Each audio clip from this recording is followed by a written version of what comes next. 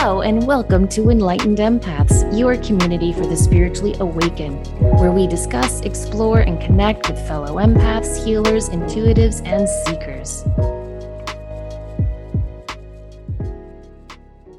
Hello, empaths. We hope you're having a lovely start to your week. Denise and I received this email question, and normally what we do when we receive questions is we put them in a little file and we save them for our community connection show. But this one really stood out to us for many reasons. One, I think we can all relate to it. And two, we've been getting a lot of emails that are similar to this. So I hope that this email, when we read it, will resonate with a lot of people and remind others who have written into us of stories they've shared of their own struggles. So I'm just going to dive in, if that's okay with you, Denise, and read it. Sounds great. Okay, so this person wrote, I have a question I've been wanting to write for some time, but didn't quite know how to ask. It still may not come out smoothly, but I'm going to try my best and hope you can understand. How do you get your spark back?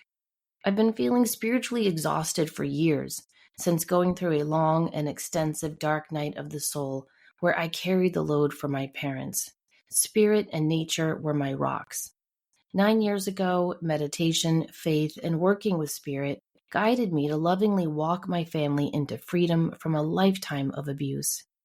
Once I had taken care of my parents and ensured they were in a good place, I went through a series of abusive experiences myself that helped teach me self-worth, but drained the last sense of spark out of me. My life is beautiful now. I just got engaged to a sweet, kind man who I'm so glad I waited for. We just got a house together. I enjoy the people I work with and have an easier job. I have every reason to be happy, and I am. But through all my trials, I came to a place where I don't know what I believe in anymore. I don't trust myself, and I don't trust spirit, or that my connection to spirit is real. For a while, I thought maybe it was burnout. But after listening to the Enlightened Empaths episode on empathy burnout, I realized what I'm experiencing might be bigger than that. I've been trying for about 3 years now, and I'm not getting any real traction with finding my spark again, at least not consistently. Sometimes it's just a moment or a day that feels right. I want to feel like myself again. This new version of me has a very healthy life, but with very little spiritual meaning or energy. I've tried therapy. I've tried pursuing the things that bring me joy. I've tried new things. I've tried different schedules. I've tried helping others less and refilling my well. I even wrote a book to process everything. I'm at a loss for what else to do. I feel ashamed even writing this because it just doesn't feel like me. I've always been the light for others, and now I don't know how to be the light for myself. How do I feel sure of spirit again? I mean, that just hits on so many levels, doesn't it, Denise? It really does. Excuse me. It really does. And I think it's a pervasive feeling for a lot of people right now. Yeah, I do too. I read something, I can't remember the exact quote, but it was something like, you can't begin to heal until you're in a safe space. And something that this email reminds, she has been running on a hamster wheel, it sounds like, for her whole life. Doing, fixing for everyone else. And now she's in a good space. She's in a great relationship. She likes her job. She's got everything's going well. That, two things stick out to me with that. One, you're not used to that. It sounds weird, but we do get acclimated to different negative situations when it's all we know. Oh, and you think it's normal. And you think it's normal. Right. And the other thing about the safe quote, now she's safe. She's in a good place in her life. Now she can start to heal.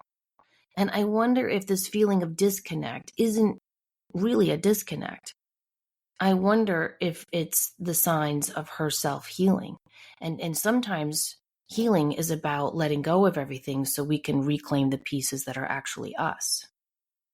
It feels like part of the trouble, or not, trouble isn't the right word, part of the concern for this person is that they got such solace from their connection with spirit and from nature and from these other things. And now that feels like it's not quite as strong. It feels more lukewarm. It doesn't feel like that's my lifeline anymore. Whereas we've talked about this a lot in different shows and with each other, that when we reach out to spirit because we don't know where else to reach out to. And then when things get better in our lives, sometimes it's not that we forget or we lose gratitude or we lose that connection. We just don't need to rely on it quite as heavily. Yeah, that could definitely be too. And I wonder if, she says what she's experiencing is bigger than empathy burnout. I wonder if she's going through soul burnout, Oh, just soul fatigue. Do you ever feel that way where you're not physically tired, you're not even mentally tired, but your soul is tired? that's a powerful way to describe it. But yes, very much so. And I wonder too, and what keeps coming into my mind is when you've gone through, as she put so beautifully, a dark night of the soul, and then you get on the other side of it, there's this weird time, and it varies depending on the situation, depending on the individual, where you get to that place where you look back and you see how messed up it really was, and you realize that you needed that time to just kind of float down the river a little bit and not swim against the current. Yeah, exactly. And sometimes when we're going through that healing process, we do feel a little spiritually numb because Yes. you do have to kind of turn it all off so that you can just fill up your own well, as she was saying. Well, what I do love, absolutely love about this, and I believe this, maybe I'm a wingnut, I don't know. Well, I do know that. That's again not the topic of today's show. uh, if we come to Earth to learn life lessons, and we've had strife and loss and grief and insecurity and instability and pain and over and over and over, and then we hit a place where that's not our normal. Have we finished that lesson? Have we done the ancestral healing? Have we put it to rest? And now the experience is, okay, it's time for joy. It's time for ease. It's time for things to be smooth and abundant in your life. If you don't have any practice with that from any lifetime, how the hell are you going to know how to do it? Yeah, exactly. And so what do you do in that situation? Do you just go gently with yourself and learn day by day? And I wonder too, is this lull that this person has experienced getting ready for a deeper connection with spirit on the other side of it? That this is releasing and letting go and 9-year stuff that we've talked about, and on the other, but it feels like it's been building up for this person for a while. And didn't they mention 9 years in the email? I think so. Yeah, because I think it said something about 9 years ago. So I wonder if that's part of this as well, this completion Yes, of a 9 years cycle. ago. Yes, she wrote 9 years ago, meditation, faith, and working with spirit guided me to lovingly walk my family into freedom from a lifetime of abuse. Right. And then it went on to say, once I'd taken care of my parents and made sure they were okay, and went through a series of abusive experiences that helped teach her self-worth, but drained that last sense of spark. This is actually, in a twisted sort of way, very beautiful with the cycle of time that we're looking at. Well, it is. And I think that's a really important thing that you've highlighted. I also wonder who has ever parented her, Right. and that's got to be exhausting when you are always the one in charge of the healing for the family or in charge of holding the peace or the fixer or whatever the label you were given. Who's taking care of you? Who's nurtured your soul?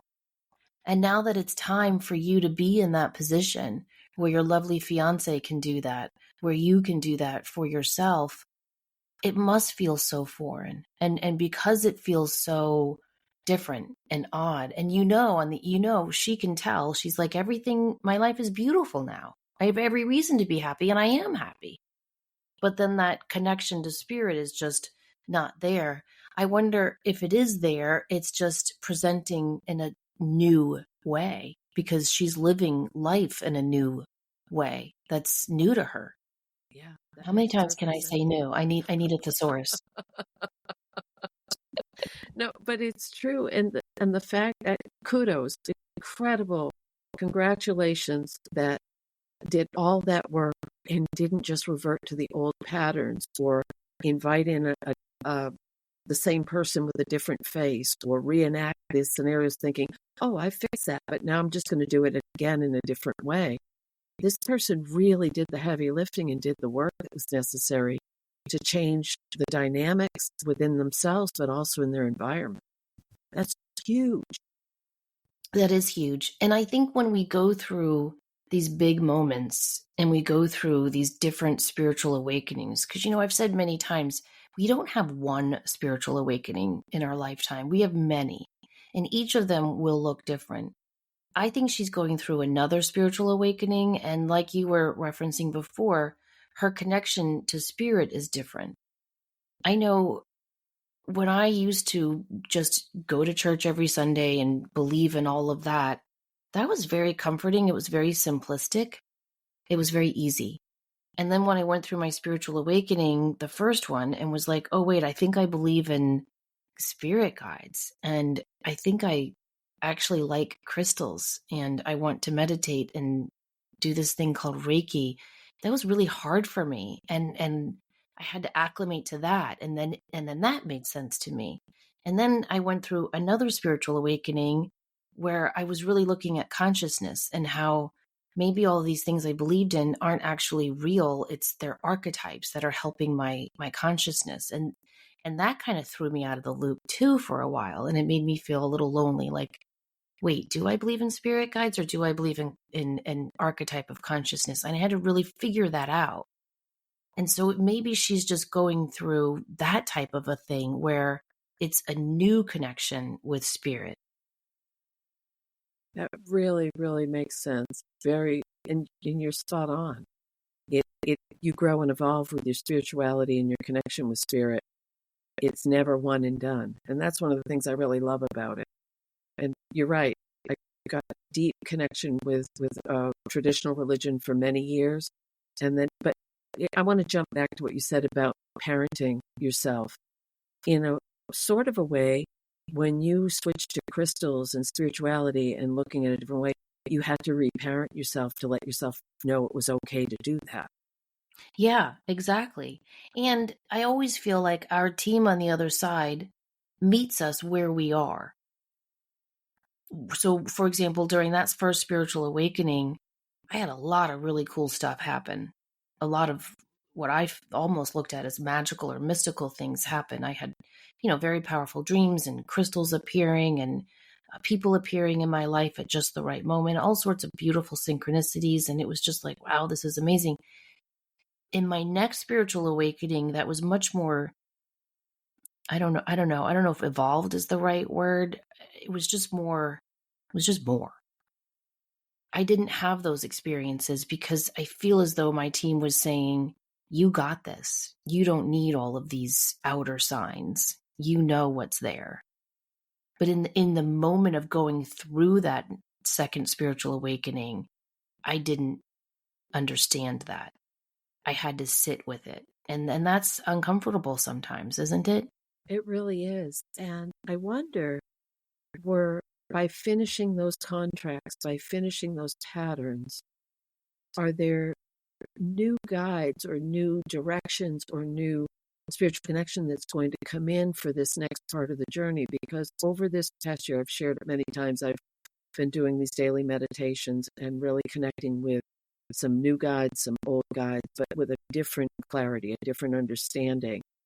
And I wonder if that's part of this for this person, and for many of us, is that we are at such a turning point, evolutionary turning point, but also personally, that there's new guides coming in. One of the things, this has happened a few times in readings, I'll be talking to people, and all of a sudden I'll get this vision, this feeling of their dream team, their guides, their angels, their ascendant, the whole dream team is there. And I'll see them in my mind's eye, all sitting back and having like a smoke and a cocktail, saying, don't worry, she'll be back. We just have to wait. Because I think we forget to talk to them, or we forget to know that they're waiting for us to know what we want to do next. Like it's a team, it's a collaborative effort. Yeah, it really, really is. And what you have to do in those moments is really ask yourself, what do I need now? And what do What I want? what do I want now? Yeah. And that can take a lot of time to figure out because we're so used to the old tapes. That's why whenever I teach manifesting, I always ask people to look at their goals and dreams and really take each one and say, do you want this now? Do you still want this? Do you need this now? Do you still need this? Because sometimes we just hold on to the old stuff. Like, like this listener, I've got to take care of my parents. I've got to break this generational chain. I've got to do this. I've got to move on to this. I've got to heal from that. And I know all the things I'm supposed to do. I've got to go to therapy. I've got to write it out.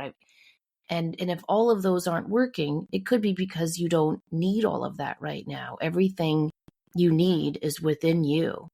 And maybe your guides are stepping back simply so you can have a moment in this marathon of life to just tap out and exhale and say, you know what? I'm just going to enjoy this engagement. I'm going to plan a beautiful wedding. I am just going to love my job and the people I've surrounded myself with and just take a breather before jumping back into that marathon. Because that is going to raise your light and your vibration. Being in a place of happiness, joy, peace, fun, play, in a way that if you've never experienced it, that shines such a bright light. It really does. And But also, I, don't you feel like every one of us, especially us Americans, don't you think we put way too much emphasis on happiness? I do. And I think that it's an expectation to be happy instead of realizing the individuality of it. What Well, and makes it me almost happy would like, be very different than what makes you happy. yes, exactly. But it's almost like a failure Right. when we're not happy. Yeah. And I don't think that's realistic. But people rarely share the dark underbelly of what's going on in their life. They present the infinity pools and the latest this and look how happy I am because that's what people want to see. They want to compare themselves to. Yeah, that's true. I get that. But I mean, even inside of our own minds and hearts, I feel like we just always think something's wrong with us if we're not happy. Right. I don't think you can't sustain any emotion forever. You can't be sad forever. You can't be angry forever. You can't be happy forever. It's a constant give and take and a flow. And I think we need to give ourselves permission to not be happy all the time. It's Right. okay. It's okay to be sad. It's okay to just take a minute and look at what you've been through these last 9 years and be angry about it and be sad about it and be tired about it and feel disconnected and sparkless. That's all okay. I think the shame comes in with because throughout this whole thing, you can feel the gratitude this person has for where their life is now. There's no, oh, I deserve this, or this is what it's, I worked hard, this is mine, damn it. There's none of that. There is no essence of that at all. But there's this feeling of what I'm seeing in my mind's eye is almost like a cloudy mirror. If I'm not that person, how do I become this happy, settled person and regain my connection in a way that fits who I am now, not who I used to be? That's crucial. And I think that can leave people feeling a little numb, a little frozen. Because how do I do that, right? And when you add into the timeline in this 9-year period that this person is speaking about, don't forget the world shut down. We had to reacclimate to that. The parameters were changed. We became very digitally connected in a way we never had before. This is an amazing, amazing time historically to be on the planet. And all the people who are rolling their eyes and spitting on the ground and doing whatever because I said that, you have to, you know I'm right.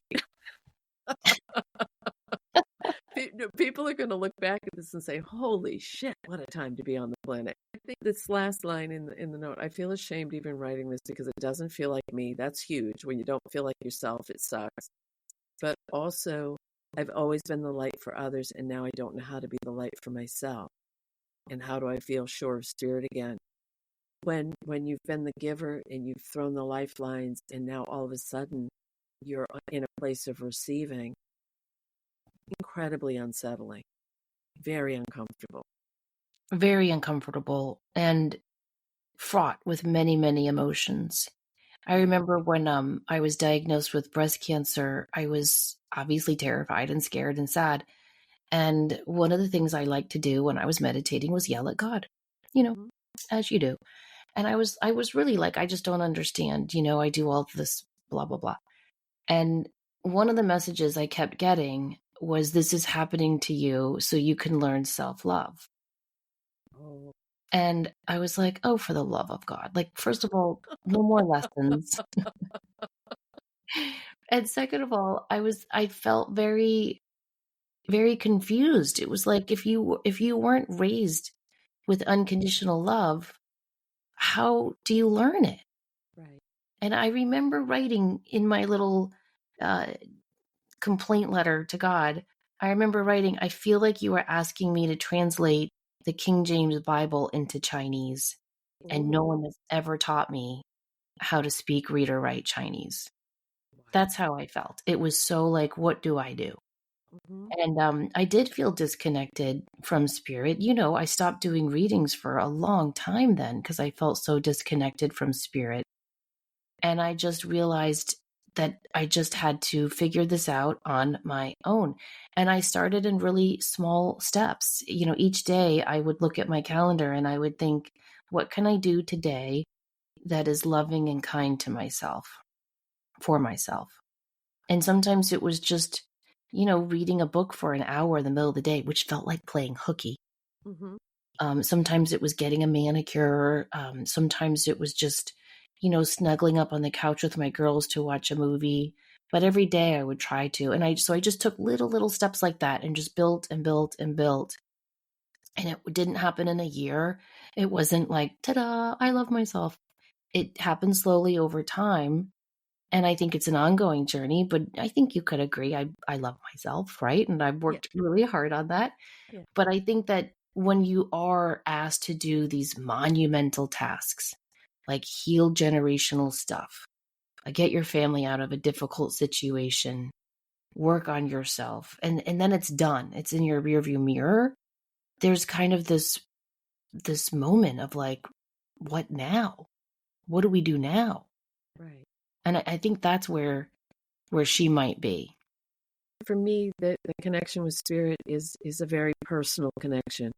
I can read the books, I can take the workshops, I can meditate in a group, I can do that, but it's always going to come back to what what feels right and true for me. And I think that's another key that many of us struggle with is we might do it differently, or our connection might be in a different way than what other people perceive it to be. It doesn't make it wrong. That's such a good point. I have a friend, whenever she feels this way, she goes to a 1 week silent retreat. Hmm. Now, I think, Denise, you might enjoy that, right? Oh yeah, That would be like isolation on death row in a prison for me. Like, that's extreme. I know, but I would not enjoy being alone in silence and then sitting at a dinner table with like 12 other people and not talking to them. That would be so hard for me. I'd have to say like, "Oh, I love your nail polish," or "Where'd you get that dress?" I would have to talk. So that is not my thing. My thing would be something completely different, like traveling or, going to talk about books with my book club. It would be something totally different. So you're right. Rather than looking at what you and I say in this time together, what the books say, what the experts say, I do think she needs to go within and just think, what do I need? What do I need right now to feel reconnected to myself? Not forget spirit. Let's just forget spirit for now. What do you need right now to feel connected to yourself? And you might be surprised by what comes up. That beautiful, beautiful, beautiful. And the other thing that's popping into my head on that is that it's, oh God, that train just left the station. Woo woo. What the hell was I going to say? Well, they say when that happens, it means you're not supposed to share it. Ever Okay. since, ever since I read that, it freaks me out Oh, because I'll have thoughts that I want to share in shows like this, and I'm like, oh, well, we'll go with that. I like that. Yes. But you're right. How can you be sure of spirit again but taking care of yourself first is the first step in that. It's so, so, so important. And I'm laughing because I would love to sit with people and not talk to them. I could ignore the hell out of them and enjoy every minute of it. no, I completely get that. I'm just so curious about people. I love to meet new people and Yeah, figure out their stories. I do in context, yes. Right. Um, but we've talked about this that I'll take long, long, long drive, thousands of miles with no sound, with no music, with no audio, with nothing. And And that does sound abusive to me. But I 100% admire it. I don't think my way is no, better at and see, all. that's what's beautiful is it's not right or wrong. We're just wired differently. Yeah, yeah. Yeah. And so I don't think this is a textbook thing that she can follow. No, oh, I remembered. So I think it does need to be said. Um, the when she said, "I've always been the light for others, and now I don't know how to be the light for myself," I have to call this because you are being the light.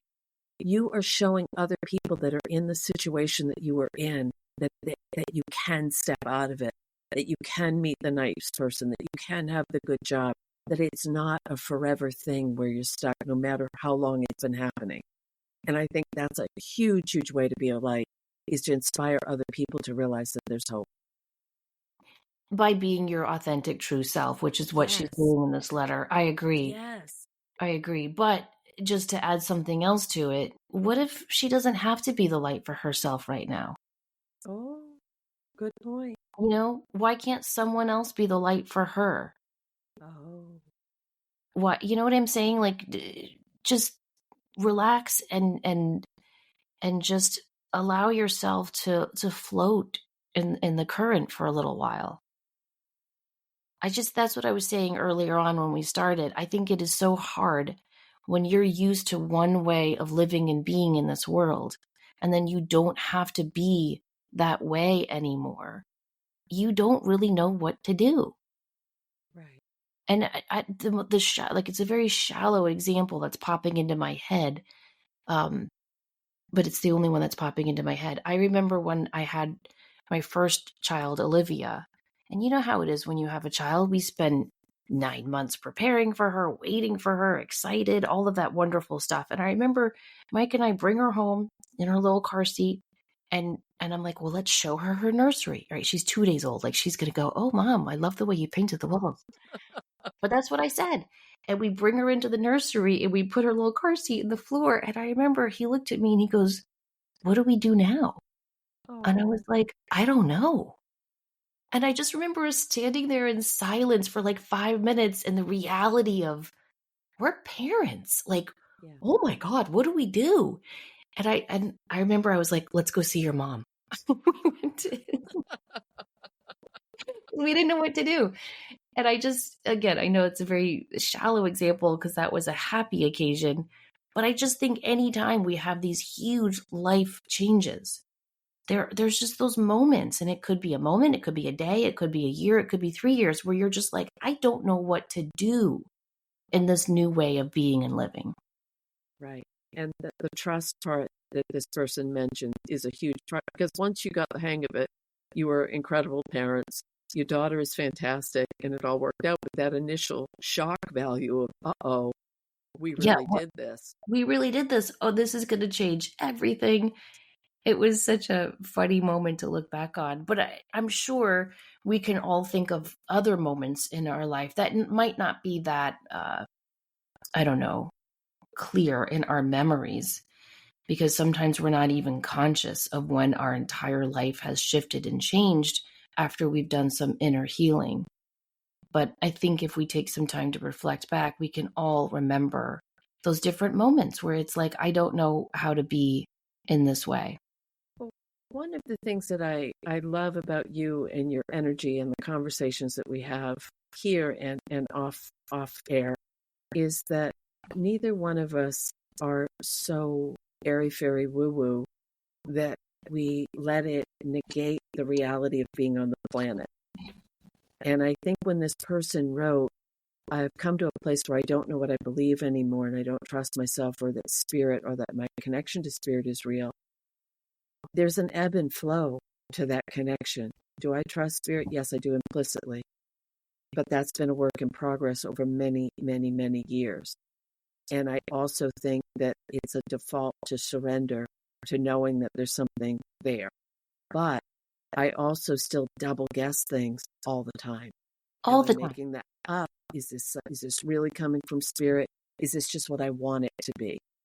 Yeah. So that's just normal part of being human, I think. Well, it is, and it's also a normal part of being an honest human. Right. I don't trust anyone who says, I've never lost my connection to spirit. I've always trust spirit. Spirit always has my back. I'm always in tune. I don't trust those people. I really don't. It doesn't make sense. It does not make sense. No, not at all. Do I think that spirit's always there, but that we might be exhausted, overwhelmed, bringing our own stuff in, or it's not the right time and place? 100%. And we might be able, how many times have we joked or not joked about someone saying, oh, that was so, thank you for that reading. That was amazing. And we're thinking, oh my God, that was terrible. That was not a good reading, but it was what the person needed. Yeah. And you just have to trust that in the moment, which is really, really hard. Right. But if you were judging yourself with it, you say, I was not connected. That wasn't strong. That's not my best work. So I wonder if that's part of this for that person as well. Well, yeah. And if we could just selfishly a little shop talk here, nothing to do with this lovely listener's email, but those moments actually make me feel disconnected from spirit. Oh, yes. When I do a reading and I'm like, that was not my best, and the person who's like, that is the best reading I've ever had, I'm going to tell 10 people you're amazing. I'm like, wait, what is this? What am I doing here?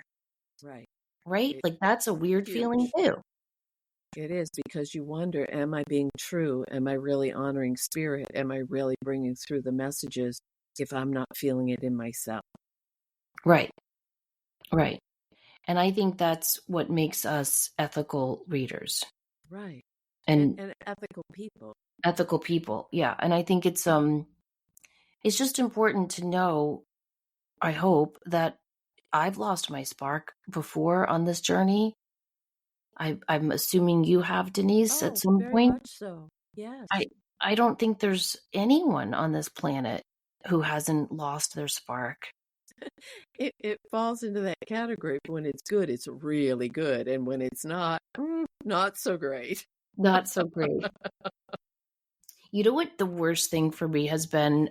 Like, I'm actually in a very happy time of my life right now. And that's, different for me too, because I've had some struggles. And I can't tell you how many friends are saying, it's so nice to see you so happy. You're just glowing. You're just shining. And that's all lovely, Denise. But I'm like, the hell did I look like the last 10 years? Like, I thought I was happy and doing fine and shining my light. And yet everyone that I encounter is like, so happy you're engaged and you look at me. Da, da, da. And I'm like, okay. So, I don't know, maybe I'm just a pain in the ass and hard to please, but do you ever have those types of things where you're like finally in a good place and people are like, oh yeah, girl, I was, a couple of years there. Oh, see, I'm going to twist that and say they're finally seeing the light that you've been shining all along. There you go. See, that's why I love you, Denise. But to feel sure of spirit again, it's baby steps, don't you think? It is baby steps. And I think talking to people like us about it, I think that's really helpful. Oh, huge. That and I don't mean us, like, oh, look at us. No. I mean anyone of your friends, this dear listener's friends who's open to spirit. I do think it is so helpful to talk about this, because it'll make you see things that maybe you can't realize that you're doing or aren't doing. And I know for me, when I've had those sparkless days and moments in my life, it's like anything. When you chase it, it runs further away. So when I sit there and I would think like, oh, well, playing with crystals always gives me my spark back, or baking really good brownies and truffles and giving them away brings my spark back. And I go and do those things and my spark isn't back, I feel let down. Mm-hmm. And so what I have to do is just say, you know what? I'm going to practice what that lovely book, Sacred Selfishness, taught me. And I'm just going to be selfish and do whatever the heck I want. And it could be watching Dateline for 3 hours. It doesn't have to be spiritual is what I'm trying to say. Right. And I think when you chase that spark, you chase that sense of connection, you look for that joy, you look for it, you're not going to find it in those moments.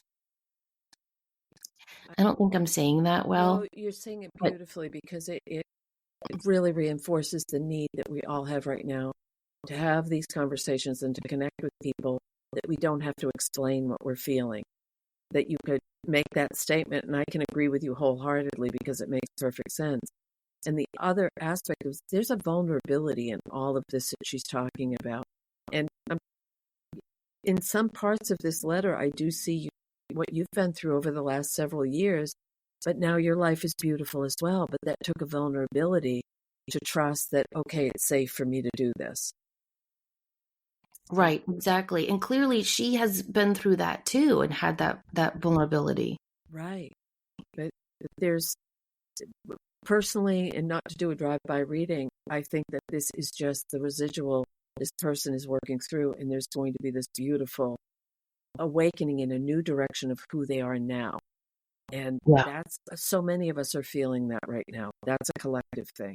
That is a collective thing. So many things. The analogy or the example of you wear your favorite shirt, you love it. Oh, I'm going to this. This is my favorite. I always feel comfortable. Then one day you put it on and it's just not comfortable anymore. And you're like, oh, okay, that's not my style. That's not who I am anymore. It's similar. It is similar. I had another weird thing, and I think I've talked about it on the show before, and it's not profound, but I can never forget it. It was this weird moment when I was going through my first spiritual awakening. I couldn't stop reading books about crystals and Reiki and healers and psychics and mediums, and I was consumed with it. And I went to our local bookstore, and I was going to get another book by another spiritual person. And I walked past the history section, and there was a new book out by Alison Weir, and she's a great historical writer. And I looked at it, and I had no desire to read this historical book. And that was who I had been. I mean, I majored in history, I taught history, like history was my life up until that spiritual awakening. And I looked at this section of books and I got emotional. It was like I missed that Samantha. Yeah. Even though I was very happy in this new spiritual awakening. Does that make sense? Beautifully, perfectly said. Yes. And it was weird thinking like, am I never going to teach again? Am I never going to be interested in who is this new Samantha who's studying moon cycles and the properties of watermelon tourmaline? Like, who are you? And it was just it was a really strange feeling. And I remember feeling this sense of that's not gone. It's just changing. Right. And now I've learned to look at history. I've learned to incorporate both of them. And I have time to go back now and still study and get geeked out on historical facts. But it took a lot of time. And you've blended them together beautifully in the research that you do for your books and also the research you do for your podcast, for both Yeah. podcasts. Yeah. There's like a way to combine it. Have you ever had those moments where you're like, where'd that Denise go? Oh, the school year is starting, and I Oh, saw yeah. the school buses, and that was my existence for most of my life. Go to school, be a teacher, go to teaching school, all that stuff. And I just almost tipped my head like a lab. Like, well, I was really glad that it's not part of my life now because it doesn't fit. But it felt like a distant memory of who I was. Yeah. Yeah. And there can be a sense of sadness in that and Yeah. a sense of disconnect too, because think about it. When you're in that birthing moment, or when you're, to use a overused cliched metaphor, when you're the butterfly coming out of the cocoon, you are neither the caterpillar nor the butterfly. You are no thing. And that's a really lonely, weird period of life to be in. Which is exactly the energy of right now, suspended animation. Yes. Yes. And I think that's where she might be in her journey. Right. And so what I would like to say to her is, you don't have to be the light for anyone, including yourself right now. You just have to bear loving witness to this transformation of healing that you're going through, because it is finally your time and your turn to receive the light, to allow other people to shine on you. Haven't you found that, she was on, said, I've tried new things, I've tried different schedules, that at least she's trying. She's opening up to that light. She's opening up to that connection. And, I was thinking about the things over the last few years. Oh, I want to learn to do this, or I want to try this, or I want to experience that. And then you do it. It's like, okay, that's done. I don't have any desire for it anymore. Maybe that's exactly what you're saying as well, is that during this segue of the segment of suspended animation or being on hold or waiting for it to click again, it's just being gentle with yourself, but also realizing it's that ebb and flow, and it will be back even stronger than before. Yeah, that's so true. I wonder if she has a Master 11 in her name or birth date. Because people with the Master 11, often they have to go through stuff and learn it all by themselves before they can manifest it or teach it to help others. And I wonder if her spirit team is putting her through this so she can write a new book Ooh. about how to get your spark back. I do think, and I know this from a personal level and you know it too, because you've experienced it, when you interact with people who have been through so much and had so many trials and had so many roadblocks, they have a level of empathy and compassion and understanding that is pretty unshakable. Oh, 100%. I have a friend who always makes a joke that people who try to be her friends have to like fill out like a invisible application, right? And she'll say stuff like, "Yeah, she did not cut the mustard." But one of her things, we had someone new join our place of work, and I was like, "She seems really nice," and she goes, "Yeah, but she has not been through any shit in her life, so I can't be her friend because she won't understand." You know what I mean? Have you ever met people like that? They're so nice and lovely, but they've never really understood a They dark night don't. of the soul. You don't have the same vocabulary. No, no, and God bless. I call them new little souls. And I think that's a great thing. But I always understood what my friend's a little bit of an Eeyore anyway. But I've always understood what she means by that. It's hard. It's hard. You've got to have those like-minded friends around you. And it sounds like this writer definitely does. But yeah, I just think this is a moment where you just can't push the river, and you can't fix this. Maybe this is spirit's way of telling her you don't have to fix everything. Oh, I You love know, that. Yes. you just need to be and enjoy and just take some time to really pat yourself on the back. That's why one of the exercises I have in my book, Heavenly Alliance, is that timeline of events where I ask people to write down all the crap you've been through in the last 9 years. And really just so you can see it in black and white on paper and go, wow, look at what I've done. Look at what I've had endured. Look at what I've learned. Look at how this has shaped me. And I do get the sense that cognitively she recognizes that. I don't know if heart-wise she's really given herself the credit that she deserves. Good point. Very good point. So that's my wish and my hope for this listener, is that she just takes, we're entering fall and winter.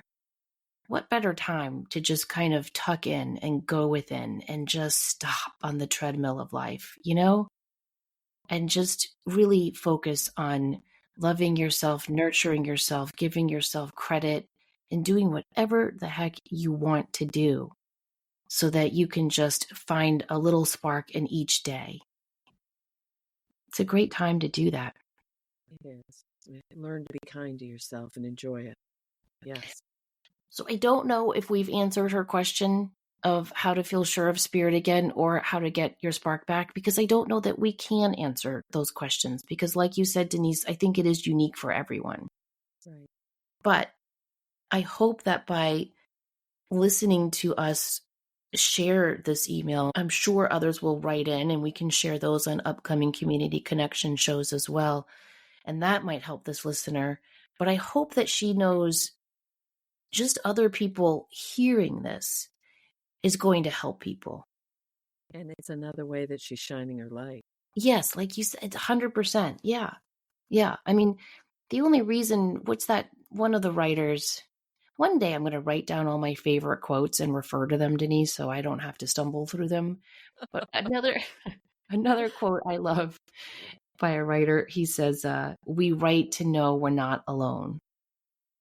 Oh. And I think that's so true. And I think we read or we share or we listen to stuff to know that we're not alone. And none of us is alone in going through these experiences, whether it's a dark night of the soul, or whether it's healing generations of family trauma, or whether it's just feeling a little sparkless. We've all been there. But I think we all need those reminders. And to look out for each other. I agree with you 100%. Yes. And so we hope that listening to us talk about your beautiful story has shined a little light on you, listener. And I hope that you continue to allow other people to shine their light on you because you've deserved it. As I said, it is your time and your turn. Thanks so much for listening, everyone. And thank you to this beautiful listener for writing into us. We really appreciate your honesty, your authenticity, and just the beautiful, beautiful work you're doing. Please remember, as always, to show up, do great work, and share your light. Or don't share your light. Just enjoy the rest of the week for yourself. Take care.